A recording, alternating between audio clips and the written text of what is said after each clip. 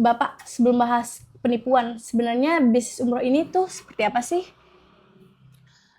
Kalau bisnis umroh itu sebenarnya kan jasa ya, jasa untuk membantu, memfasilitasi para jemaah untuk ke tanah suci beribadah, kan begitu, Mhm. gitu loh.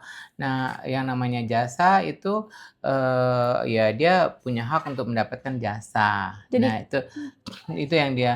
Nah, sebenarnya, bisnisnya sendiri nggak nggak ada, apa namanya, nggak ada eee, barang miliknya dia kan gitu loh. Karena kalau kita lihat komponen umroh itu pertama transportasi udara untuk keberangkatan ke sana, terus fasilitas, hotelnya, terus, apa namanya, itinerary dan, mutawifnya, kan itu komponennya gitu mhm loh. Nah, mhm. itu dikemas dalam satu paket, paket umroh namanya, seperti itu. Gitu. Nah, tapi kalau ini ke luar negeri, ya perlu visa. Nah, Mmm, untuk visa itu persyaratannya sekarang, harus sudah ada tiket PP dari negara masing-masing, terus kemudian udah ada, penginapan selama itinerary yang ada di situ mau berapa hari, artinya kan tiketnya PP dan selama dia di sana sudah ada penginapannya yang fix gitu loh. Sekarang dibatasi lagi, eee hotelnya itu harus ada di nusuk, ada di aplikasi, karena ada, validasi dari hotelnya tersebut dan kemudian, transportasi. Nah, setelah ada semua komponen ini, baru bisa input visanya, baru baru baru keluar visanya, gitu. oh gitu. Nah dari Mhm. komponen biaya umroh yang Mbak bilang tadi, tiket, transportasi, hotel, visa, kira-kira mana nih, dari komponen biaya itu yang paling besar porsinya? Saat ini sih penerbangan ya, karena itu Oh. komponen biaya tertingginya di situ, apalagi kondisi pas terakhir ini, adanya masalah di Timur Tengah, biaya harga eee, Aftur meningkat after ya. meningkat, ya otomatis gitu loh. Surcharge-nya itu, bisa sih selisihnya sampai 3-4 jutaan dibandingkan Wow. sebelumnya, gitu. Kalau ada nih, kalau kan Mhm. tadi aku awal-awal bilang 15 sampai 30 juta. Kalau ada paket yang terlalu murah tuh biasanya yang pertama kali perlu dicurigai dari sisi mana ya? Iya, kita bisa bandingkan dengan harga tiket PP Jakarta Jeddah aja berapa gitu loh. Eee, paling murah sekarang ya sekitar 15 juta, berarti kan kalau ditawarkan 15 juta itu baru tiketnya doang gitu, nggak mungkin satu paket, ya Betul betul, kan? mhm mhm. Kecuali kalau ada sponsor, tiketnya gratis gitu loh, ya kan, ya boleh-boleh aja. Misalnya, eee, orang udah beli tiket tapi jemaahnya, nggak cukup berangkat, daripada kosong terus dia kasih sumbangan gitu, ya boleh-boleh aja sebenarnya sih, ya Oh, bisa aja seperti itu gitu loh, ya kan? dan kayak jadi kalau tiket direct sama tiket, transit dulu tuh sama nggak sih harganya? Nah, tergantung penerbangannya sebenarnya, eee, yang pasti kalau tiket direct itu, lebih tinggi harganya dibandingkan tiket yang, transit gitu loh. Tapi, itu masalah marketing di, pesawatnya aja, kenapa begitu. Oke. Mhm, Kita lanjut ke segmen kedua ya. Ini mhm, kita belajar dari kasus besar di Indonesia. Nih, kita semua kan pernah dengar tuh kasus-kasus penipuan mhm, keberangkatan tiketing. mhm. Menurut Bapak sebagai pelaku industri, apa akar masalah sebenarnya sih?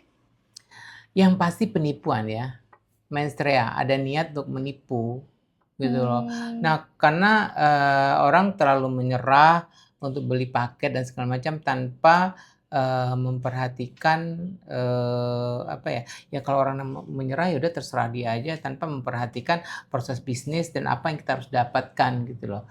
Kalau masalah penipuan ini dari zaman dulu kala sudah ada loh, kalau kita lihat di koran-koran Tempo dulu tahun 60-an aja ada tuh, jamaah rombongan haji Indonesia ketipu, sudah naik ke kapal tanpa Mas, ternyata tiketnya nggak ada, jadi mereka diturunkan lagi, itu zaman dulu kala gitu. wow. Dan itu berulang terus gitu loh, karena ya orang udah bayar ke suatu, apa namanya,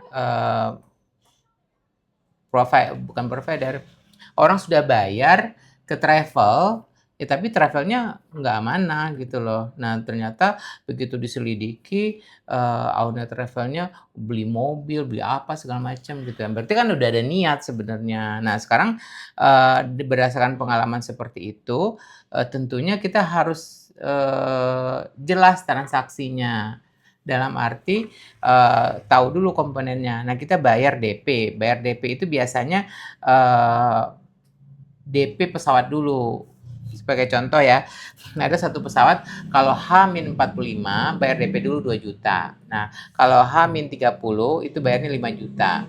Nah, terus harus lunas pada H-30 itu harus lunas pesawatnya.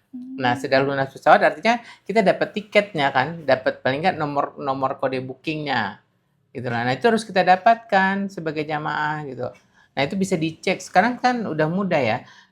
Artinya kode booking itu bisa dicek di penerbangannya gitu loh. Nah, setelah itu baru bukti booking hotel juga harus didapatkan seperti itu.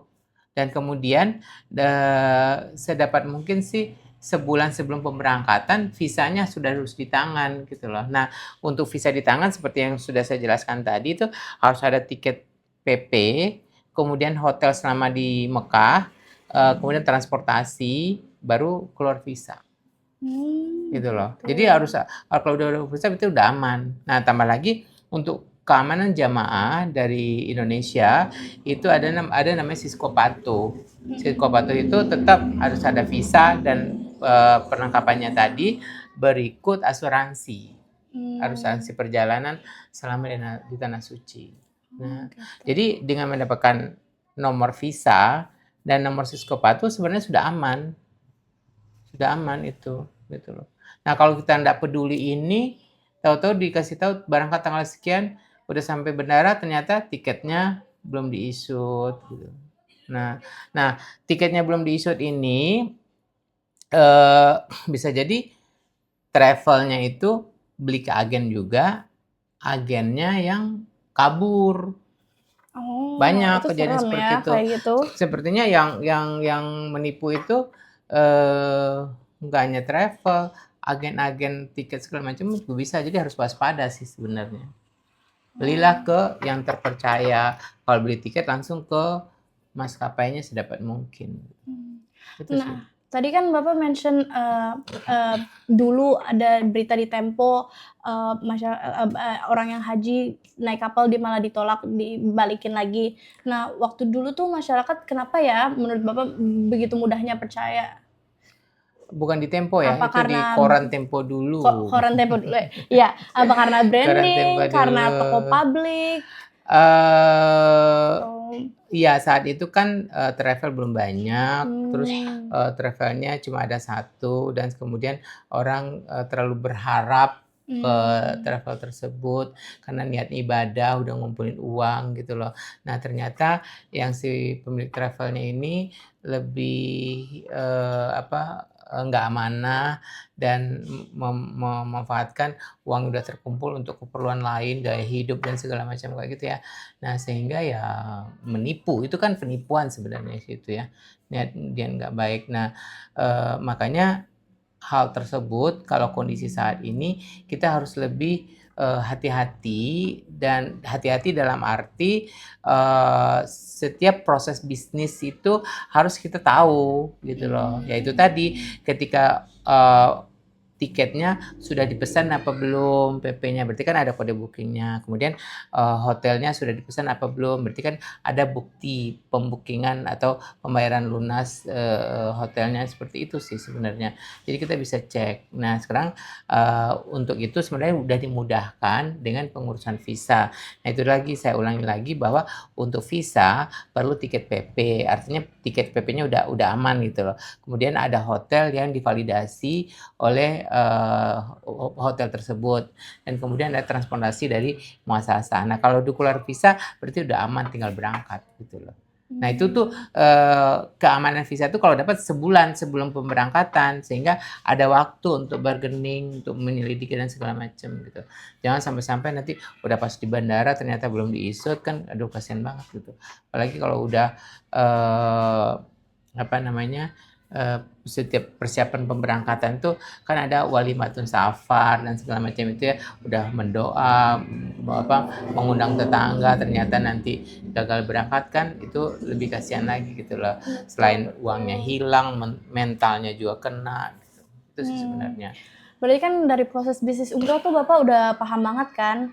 Nah, kalau ketika ngelihat harga umroh yang jauh di bawah harga pasar tuh, apakah pelaku industri umroh seperti Bapak sebenarnya sudah bisa menebak ada masalah apa enggaknya gitu kalau dari lihat harganya? Udah pasti bermasalah lah. Nah, untuk mengantisipasi permasalahan ini, makanya Kementerian Haji dan Umroh itu udah menetapkan harga terendah itu 23 juta.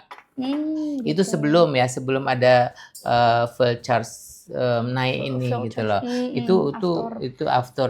Nah, itu 23 juta. Nah, kalau memberikan harga di bawah 23 juta harus ada laporan ke Kementerian Kementerian Haji dan Umroh, kenapa kok murah?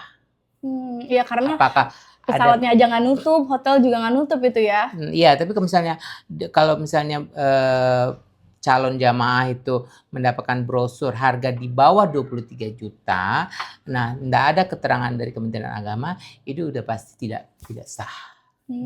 Gitu-gitu. Itu udah pasti apa namanya itu enggak ada niat baik, kecuali kalau ada keterangan gitu loh. Jadi kalau menjualkan harga di bawah 23 juta, itu harus lapor dulu ke Kementerian Agama kenapa gitu loh. Ya kan? Apakah ada sumbangan, ada dan segala macam, ya boleh-boleh aja gitu loh. Oke. Kalau misalnya nih Bapak ngelihat ada travel jual harga di bawah 23 juta gitu, apa yang muncul di kepala Bapak tuh? Kayak Bapak mau laporin, apa mau nanya gimana? Kenapa kok dia bisa murah banget? Gimana tuh Bapak? Kita nggak punya hak untuk untuk menanyakan ke travel tersebut ya. Ya mungkin sebagai edukasi untuk jamaah, ya paling kita lebih banyak ke acara-acara podcast ini katakan bahwa anjuran dari Kementerian Agama harga minimal 23 juta. Kalau ada yang di bawah 23 juta tuh tolong dipertanyakan ini kenapa. Itu aja. Gitu loh. Ya berarti kalau mau dicurigain ya boleh-boleh saja dicurigain. Itu satu. Nah, terus legalitasnya juga penting. Legalitasnya juga penting gitu. Yang legal aja bermasalah, apalagi yang nggak legal. Iya, pasti banget sih itu. Oke. Wow. Keren banget sih informasi sejauh ini.